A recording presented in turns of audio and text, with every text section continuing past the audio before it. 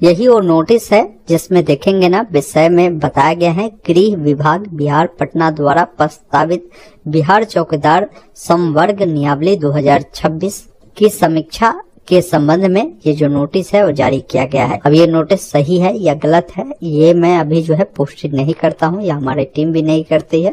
ये नोटिस आप में से बहुत सारे लोगों ने भेजा है, इसके रिगार्डिंग पूछा है कि होमगार्ड भर्ती को लेकर जो अभी नोटिस आया है उसके रिगार्डिंग बताइए। तो जो अपडेट है मैं आपको बता रहा हूँ। कई बार क्या होता है ना कि नोटिस जो होता है ये अनऑफिशियल जो है वायरल हो जाते हैं, वो विभागीय लोगों के लिए जारी किए जाते हैं, लेकिन वो नोटिस सही भी होता है। कई बार ऐसा होता है, ये ध्यान रखिएगा। तो इसमें जो जानकारी दिया गया है मैं वो आपको समझाता हूँ कि क्या कुछ बताया गया है। देखिए, इसमें बताया गया है महाशय, उपयुक्त विषयक प्रासंगिक पत्र द्वारा प्रत्येक सप्ताह के बुधवार को समय 11:30 बजे पूर्वाह्न में वीडियो कॉन्फ्रेंसिंग के माध्यम से सभी क्षेत्रीय पुलिस महानिरीक्षक, पुलिस उप महानिरीक्षक, वरीय पुलिस अधीक्षक के साथ अधो हस्ताक्षरित की अध्यक्षता में विधि व्यवस्था, अपराध एवं अन्य बिंदुओं पर जो बैठक है आयोजित की जाती है। उक्त मामले के अतिरिक्त गृह विभाग द्वारा प्रस्तावित बिहार चौकीदार संवर्ग नियमावली 2026 के संबंध में समीक्षा की जानी है। इसमें बोला गया है कि अतः गृह विभाग द्वारा प्रस्तावित बिहार चौकीदार संवर्ग नियमावली 2026 की प्रारूप प्रति संलग्न करते हुए अनुरोध है कि उक्त प्रस्तावित नियमावली के संबंध में अपने मंथन के साथ दिनांक 21 जनवरी 2026 को आहूत बैठक में शामिल रहना सुनिश्चित किया जाए। इस पर पुलिस महानिर्देशक बिहार का जो अनुमोदन है वो प्राप्त है। कहने का मतलब है कि इस नोटिस के अकॉर्डिंग ये बताया जा रहा है बिहार में जो चौकीदार की भर्ती होती है उसकी जो नियमावली है 2026 का वो आ रही है। जिस चीजों को लेकर जो बैठक है 21 जनवरी को होने जा रही है, तो हो सकता है 21 जनवरी के बाद आपको ये जो नोटिस है या एक आध दिन, 2 दिन, 4 दिन बाद आपको वेबसाइट पर भी आपको देखने को मिल जाएगा। बाकी यह जो नियमावली बन रही है बिहार चौकीदार संवर्ग नियमावली 2026, ये इसी नाम से जो है जाना जाएगा और इसका विस्तार पूरे राज्य में, बिहार राज्य में होने वाला है। यह राजपत्र में प्रकाशन की तिथि से प्रवृत्त होगी। इसको लेकर यहाँ पर यह भी बोला गया है कि राज्य सरकार से अभिप्रेत है, बिहार राज्य सरकार विभाग से अभिप्रेत है गृह विभाग। इसके अलावा बोला गया है कि चयन जो संस्थान है उससे भी यहाँ पर बोला गया है कि अभिप्रेत है, और चयन जो संस्थान है केंद्रीय चयन पार्षद सिपाही भर्ती, जैसे हम लोग CSBC के नाम से जानते हैं, यही संस्थान है जिसके माध्यम से ये भर्ती प्रक्रिया आपको जो है हो सकता है ये सारी चीजें जो है CSBC ही कराए, ये ध्यान रखिएगा। इसको लेकर यहाँ पर जानकारी दिए गए हैं। बाकी देखिए इसमें जो पद होंगे ना, 3 प्रकार के पद होने वाले हैं। पहला तो आपकी चौकीदार की है, दूसरा जो है ये दफादार की भर्ती है, और तीसरा भर्ती वरीय दफादार के पदों पर होने वाला है, ये ध्यान रखिएगा।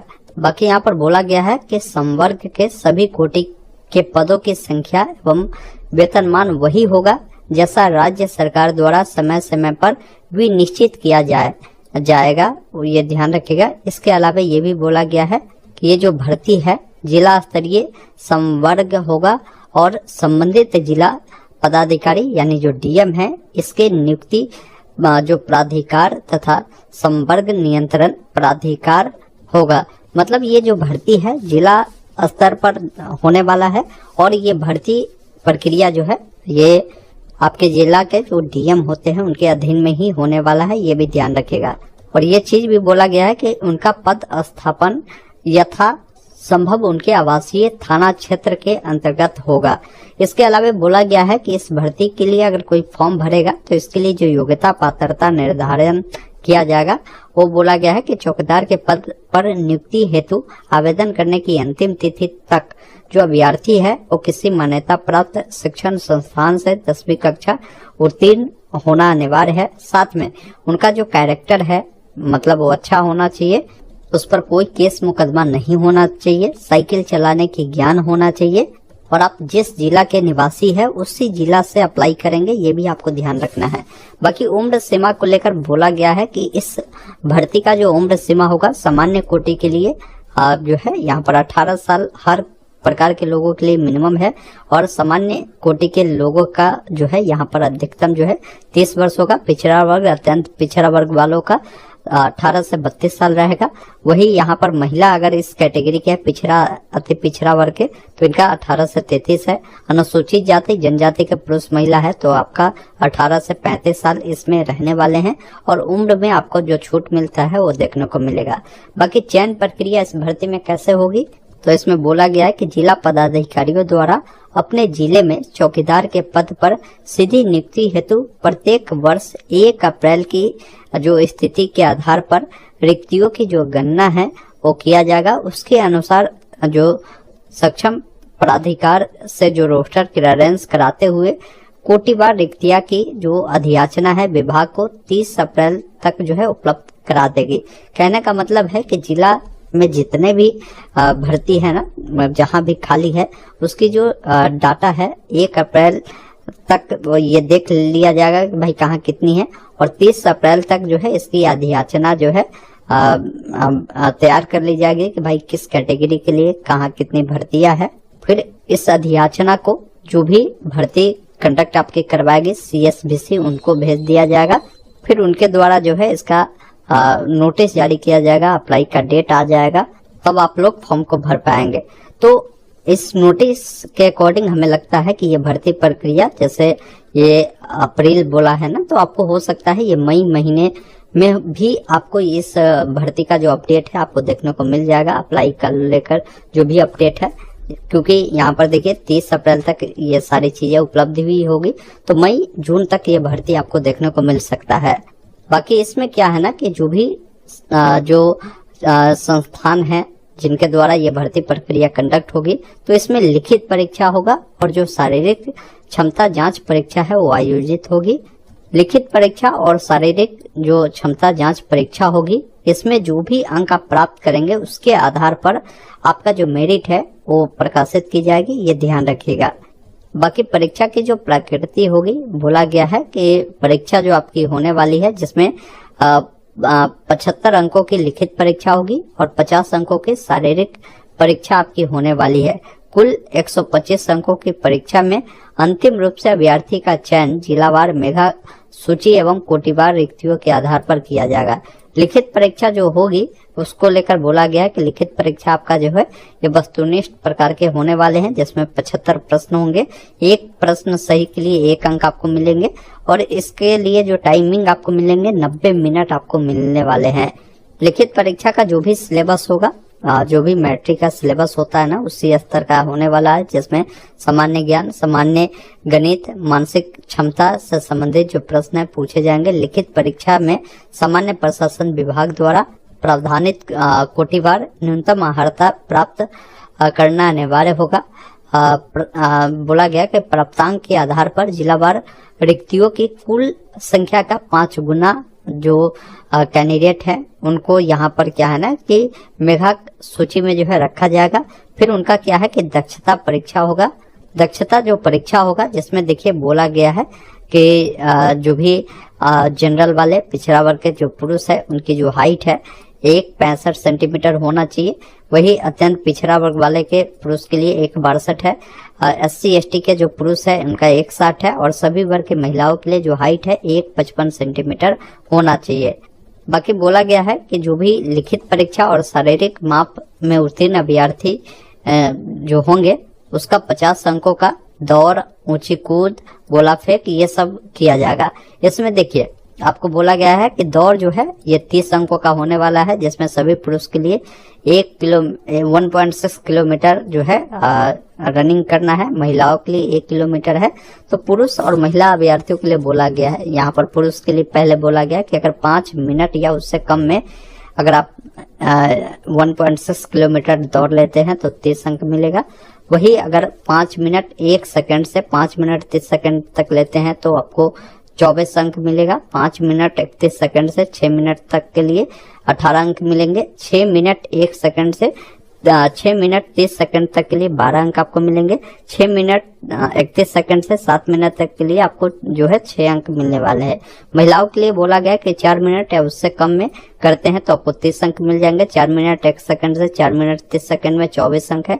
4 मिनट 31 सेकंड से 5 मिनट तक के लिए 18 है।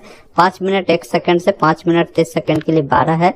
5 मिनट 31 सेकंड से 6 मिनट तक के लिए आपको जो है 6 अंक आपको मिलने वाले हैं। बाकी जो आपकी ऊंची कूद होगी ये 10 अंकों का होने वाला है। तो पुरुष अभ्यर्थी के लिए बोला गया है कि 6 फीट या उससे अधिक अगर आप ये ऊंची कूद करते हैं तो 10 अंक मिल जाएंगे। 4 फीट 6 इंच से 4 फीट 11 इंच तक के लिए 8 अंक। 4 फीट से 4 फीट 5 इंच के लिए 6 अंक। 4 फीट से कम अगर कूदते हैं तो कोई अंक आपको नहीं मिलेगा। महिला अभ्यर्थी के लिए 4 फीट या उससे अधिक अगर करते हैं तो 10 अंक। 3 फीट 6 इंच से लेकर 3 फीट 11 इंच तक के लिए 8 अंक। 3 फीट से 3 फीट 5 इंच तक के लिए 6 अंक और उससे कम करते हैं तो कोई अंक आपको नहीं मिलने वाले हैं। इसके बाद गोला फेंक 10 अंकों का होगा तो वो भी आप यहाँ से देख सकते हैं। जैसे पुरुष अभ्यर्थी के लिए, महिला अभ्यर्थी के लिए क्या है वो जानकारी यहाँ पर देखने को मिल जाएगा। नोट में इन्होंने बताया है कि निर्धारित समय में दौड़ पूर्ण करने वाले अभ्यर्थी को ही ऊंची कूद, गोला फेंक इन सब में सम्मिलित किया जाएगा। अगर आप दौड़ में ही असफल हो जाते हैं तो इन सब में आपको भाग लेने का मौका नहीं मिलेगा। मात्र गोला फेंक और ऊंची कूद में अधिकतम 3 मौका दिया जाएगा एवं इनमें 0 प्राप्तांक अभ्यर्थी को भी मेधा सूची में शामिल किया जाएगा। बाकी ये जो भी प्रक्रिया होगी ना, इन सबका जो वीडियोग्राफी है वो किया जाएगा। ये ध्यान रखिएगा, जो मेधा सूची फाइनल बनेगी लिखित परीक्षा में प्राप्त अंक एवं शारीरिक क्षमता जांच में प्राप्त अंक के आधार पर आपका जो है ये मेरिट बनेगी। जिलावार जो भी कोटि होगी, भर्ती होगी, उसके आधार पर जो है ये मेरिट तैयार किया जाएगा। बाकी फिर आपका सारा जांच प्रक्रिया जब हो जाएगा तो उसके बाद आपकी जो नियुक्ति है वो किया जाएगा। इसमें बोला गया कि चयनित चौकीदार की नियुक्ति यथासंभव उनके बीट क्षेत्र, निकटवर्ती बीट क्षेत्र, निकटवर्ती पंचायत क्षेत्र, निकटवर्ती प्रखंड क्षेत्र में किया जाएगा। आवासीय क्षेत्र के निकट जो है रिक्त की पूर्ति वरीयता के आधार पर जो है किया जाएगा। अगर रिक्तियां नहीं होती है तो वैसे आधार पर आपके आवासीय क्षेत्र के निकटवर्ती जो भी क्षेत्र है वहां पर भी आपकी जो है यहाँ पर काम करने का मौका आपको मिल सकता है। नियुक्ति के उपरांत संबंधित चौकीदार को अपने पद स्थापित कार्य क्षेत्र में निवास करना होगा। ये भी आपको ध्यान रखना है, जहाँ पोस्टिंग होगी वहां पर आपको रहना होगा।